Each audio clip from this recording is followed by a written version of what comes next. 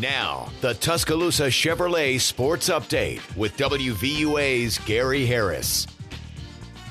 And the good folks over at Tuscaloosa Chevrolet wants you to have the opportunity to watch the Bronze Bomber Deontay Wilder try to remain undefeated in heavyweight action on Saturday night at Water Oaks Farm when he takes on Dominic Alexander in VIP style. Be the third caller right now at 205-348-7000 and win a pair of VIP tickets to see the Bronze Bomber Deontay Wilder and other bouts on Saturday night at Water Oaks Farm. Call and win now.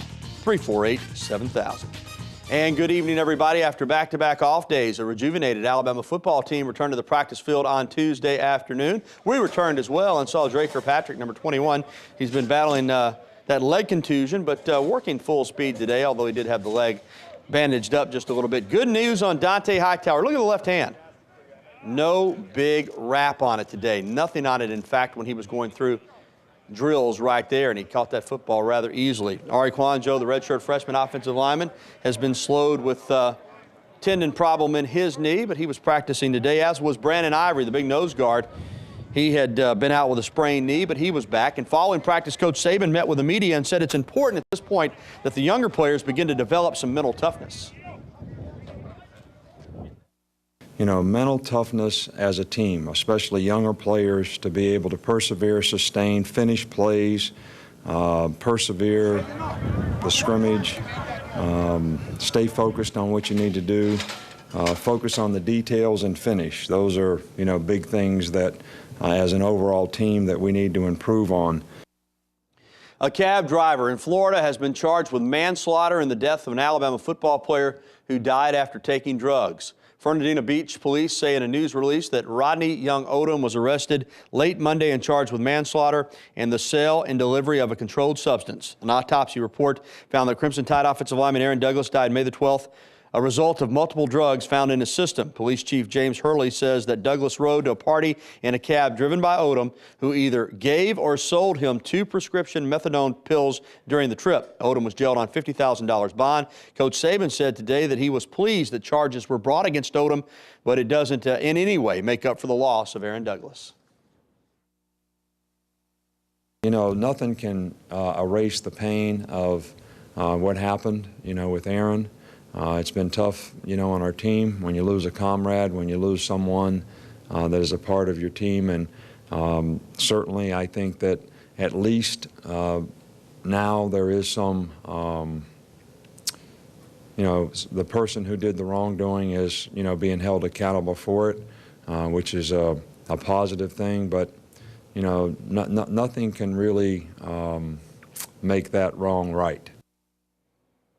Some potential problems in the Bayou. LSU starting quarterback Jordan Jefferson and 3 teammates have concluded several hours of meetings in which they were asked to give their recollection of a bar fight. To Baton Rouge Police, offensive lineman Chris Davenport and linebacker Josh Johns were the first to leave today. Jefferson and receiver Jarvis Landry left nearly an hour later. Authorities say 4 people were injured in the fight last Thursday night and that one person's injuries are serious. The 4 players have hired defense attorney Nathan Fisher, who pointed out to the media that no charges have been brought.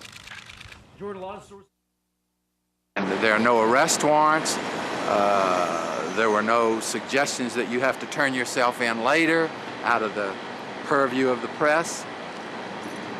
We said what we had to say, did what we had to do, gave the evidence, gave some evidence that we had to give, that we were prepared to give on such short notice.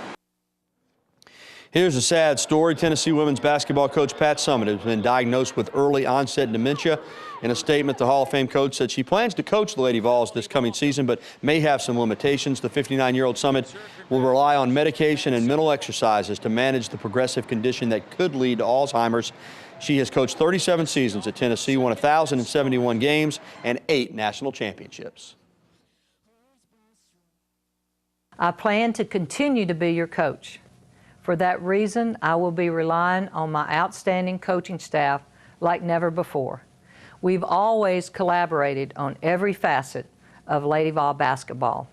And now you will see Holly Warlick, Mickey DeMoss, and Dean Lockwood taking on more responsibility as their duties were changing significantly.